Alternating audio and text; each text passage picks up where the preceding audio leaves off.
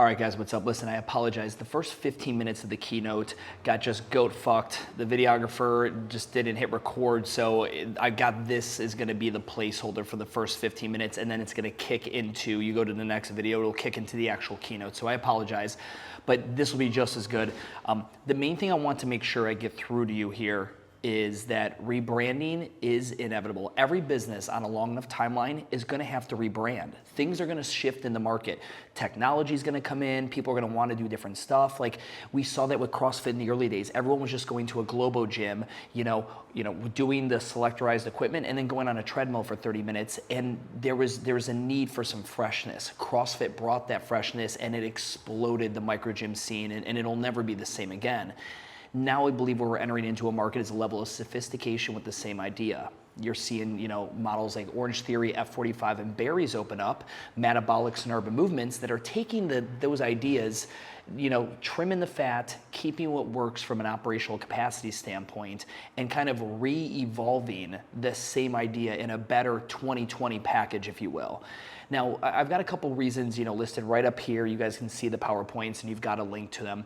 But one of the big ones that I think for you guys is so important is that last one. So many micro gyms have been hyper sales focused. You bought into the gym launches and gym revs and gym engines and all these fucking online sales funnel gurus who turned you into a 6-week challenge machine.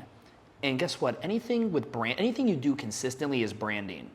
You go around and bang everyone in town, you're gonna get labeled a slut, right? Like you go around and have a 6-week challenge every fucking 6 weeks, that's what you're gonna be known as, one of these transformation gyms. So branding is anything you do consistently, good or fucking bad. And I think a lot of you guys are trying to unring this kind of, 6-week challenge type, what do you ever call it? Like this booty butt kind of boot camp bullshit, the gimmicky, just ugly, nasty landing page kind of thing. A lot of you guys are trying to go a different direction, and that bell is going to take a little while to unring.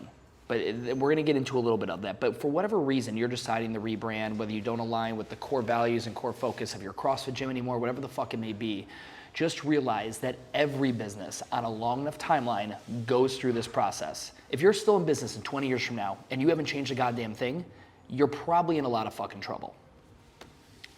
Now, I've got two words I like to use, rebranding and repositioning. Rebranding is just a complete overhaul. When you rebrand something, you are changing everything. You're changing it operationally, you're changing it aesthetically, maybe the name of the company, the logo, the color scheme, the way you do business.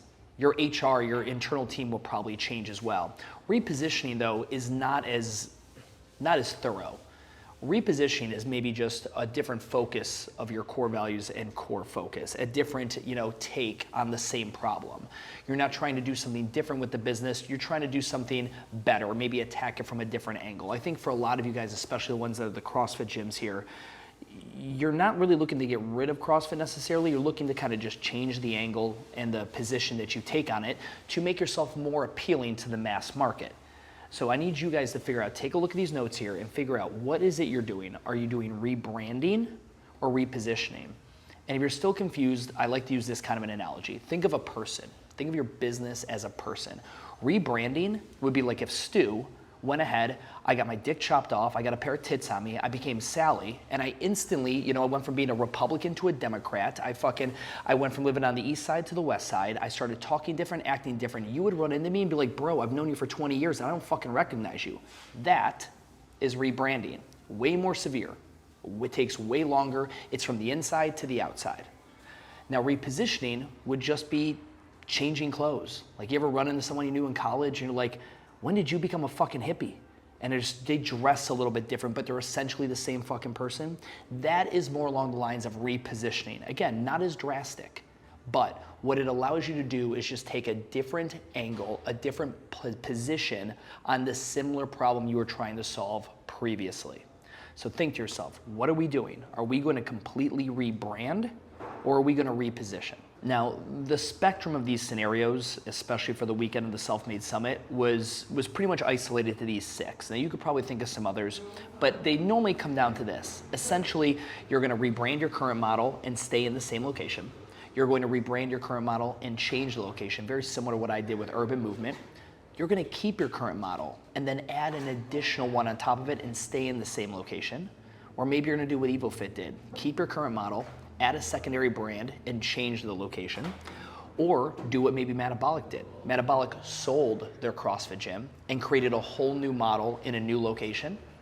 Or what Alchemy did. Alchemy kept the current model for years. They actually recently just exited their previous CrossFit gyms and then built a new brand in a new location. So there's these 6 scenarios, kind of find which one on the spectrum you would potentially pursue for your rebrand or reposition. And just so you know, for the rest of this keynote on here, I'll be using the term rebrand, but everything applies to repositioning. I just didn't want to have to fucking say rebrand, repositioning 100 times. Now, when you're rebranding step by step, like the idea of it, I want you to realize this must be very thoughtful and strategic. You have got to think this through. If you go too quickly, like if you were to message me, like, Stu, I did my rebrand, we knocked it out in 6 weeks, I'd be like, bro, trust me, something's about to bite you because you missed a few steps. This is a very steady and slow process, and I want you guys thinking of it as if you're doing fucking open heart surgery. Super delicate and slow. A lot of gyms want to rush to market with this whole thing because they want to be first to market. Oh, no, I've got this idea nobody else have. First off, fuck that. Everybody has the idea before you. And it's not about being first to market. It's about being the best in market, right? Before Uber, there was Taxi Magic, okay? Before, Tinder, there was Grindr. There still is Grindr. But bottom line is there's always a beta version in existence that was first to market. You do not have to be first. You have to be the best, or how I like to position it, be better. Be better than the other option for a very small group of people. Now, there are essentially the 4 steps that I've listed here that I really like. Number 1, make sure you completely understand the why behind your rebrand. Create financial projections to see if this is an even viable project. Develop action steps, like literally creating actionable steps with deadlines and due dates to keep you on task, and then creating a brand manual. And I do recommend leaving this to a professional. Now, understanding the why behind your rebrand is probably the most lengthy of all these steps because it is the most abstract. It requires the most amount of thinking. It can be the most frustrating and the most kind of internally you'll be fighting yourself internally because you're gonna have a hard time answering these questions, almost to the point where you want to give up. You're like, well, fuck, I don't even know why I'm doing this. I can't articulate it. I sound stupid. I'm just not going to do it. My recommendation is to take this list, and I used a lot of content from a guy named David Breyer, who doesn't get enough credit in the rebranding landscape. He has a great blog. Go check it out. The links are here, talking about rebranding. And I think you should look through this list and some of these really intensive questions like, why are we doing a rebrand? Are we solving a new problem, or are we perfecting on the problem we were currently already solving? Has our customer profile changed? Why should anyone care about our brand? That's such a big one. Like when you ask a gym owner that, well, why should anyone care? Well, because we can get you really fit, healthy. Well, why should people care about that? And you start going down this rabbit hole where they really start understanding their avatar client. Like, well, I don't know, the people like I wanted Urban Movement, they're not here for health, they're here for aesthetics and friends and fitness. I call it like the 3 Fs. Fitness, friends, and fuck. That's why my demographic is here. They're millennial, they're young, they're not 48 years old with hypertension. They are not here for health.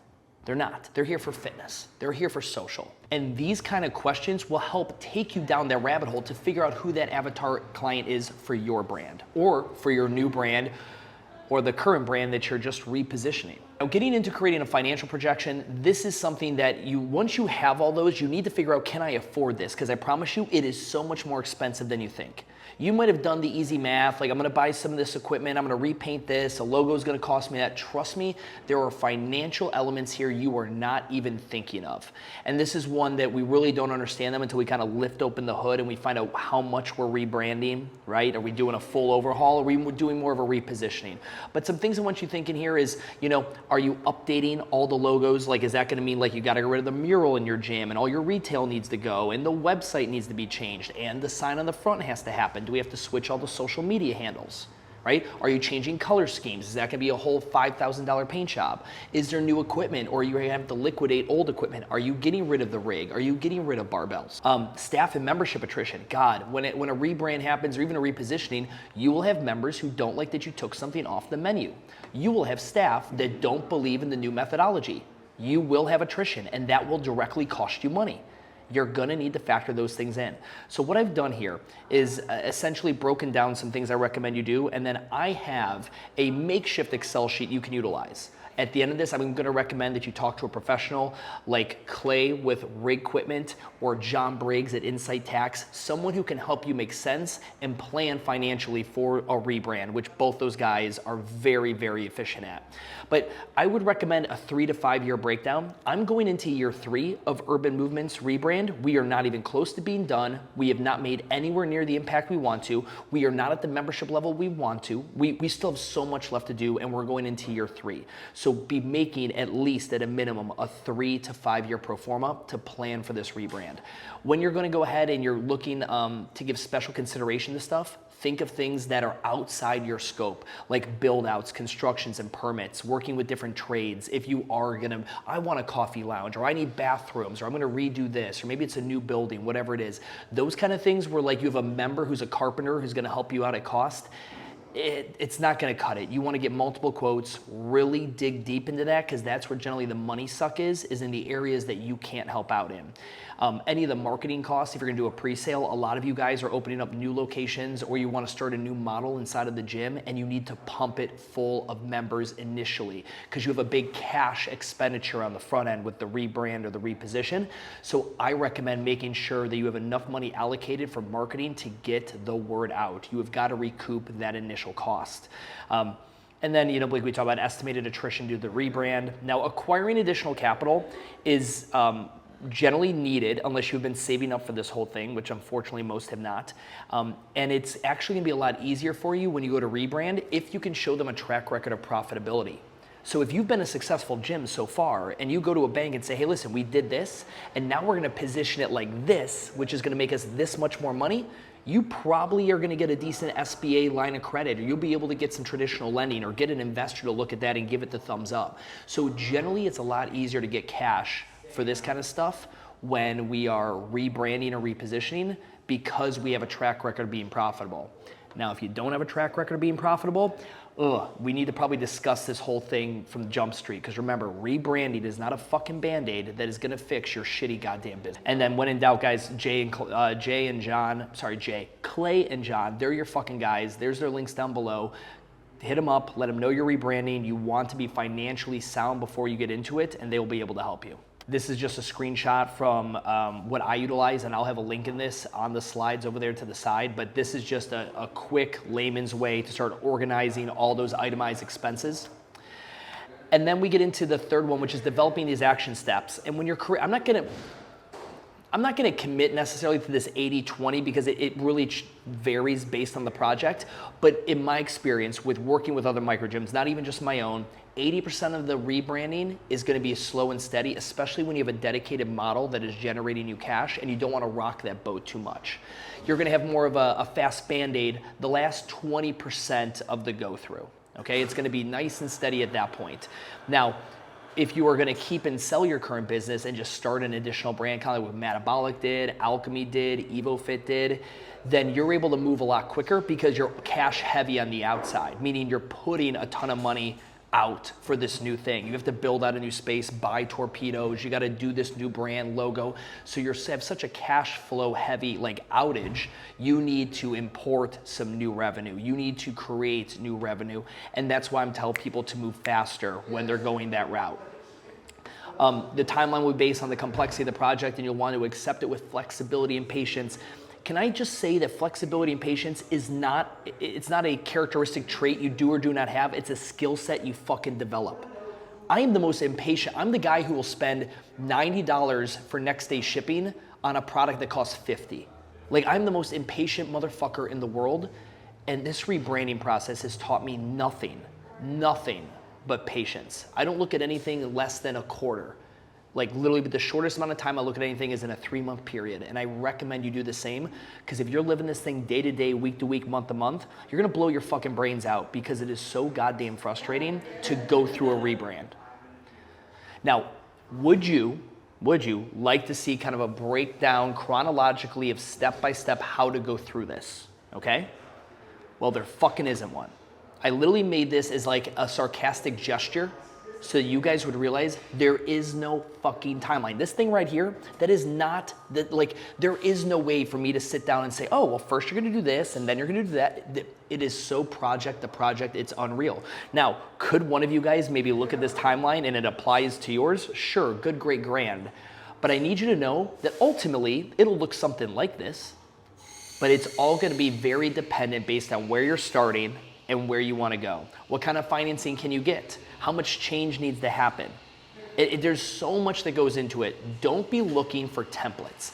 Don't be looking to Google how to rebrand my micro gym, right? While that's a really clickbaity title, I should probably fucking start making content titled that so I can start filling that SEO space. I want you to realize that there is no set template. However, I do have 3 ways I recommend you think about going through this. Number 1, the R&D. Research and brand design. I need you to spend time researching this shit. Like, get Traction by Gino Wickman, read that. Then get Primal Branding by Patrick Hanlon, read that. Now you've armed yourself with some phenomenal knowledge, right? Maybe take the brand design course in Micro Gym University.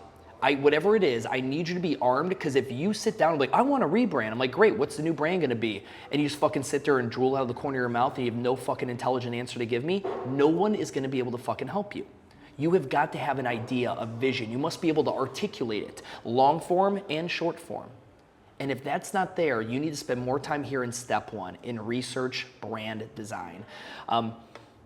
Without this, again, I promise you, even if you put all the money in the world behind it, you will fucking fail if you are not sitting here and educating yourself on the new brand and what it's gonna mean to not only you and your team, but to the market. Creating an experimentation phase is super important. When we did our flex class, like, I flew all the way out to Minneapolis. I met with Mike Jones. He picked me up at the airport. We drove around for fucking 10 hours. He took me to his studios. I took his alchemy classes. I had dinner with him and his wife. I got to ask him 1,000,001 questions. The dude was a crazy abundance mindset, and he was so generous with the knowledge he shared with me. And then I brought that back to Charlotte, and we spent 8 months R&Ding and experimenting our flex class, which was my version of his A20. And that's a class that they have at Alchemy. So we started hosting like these R&D classes. I first started inviting staff members, and then friends of staff members, and then friends of members, and then outsiders. We invited like Lululemon's entire staff in for one.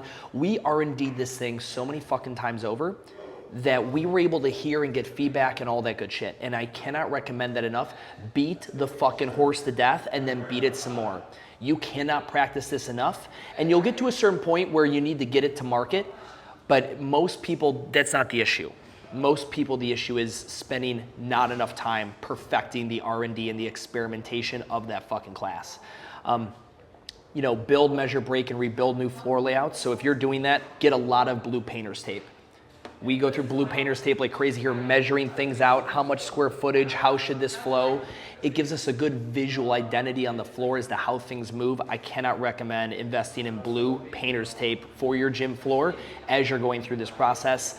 And the goal here is to get frustrated, because if you're truly doing something unique, like you are truly doing something unique, you should be frustrated because there's no one else to look at.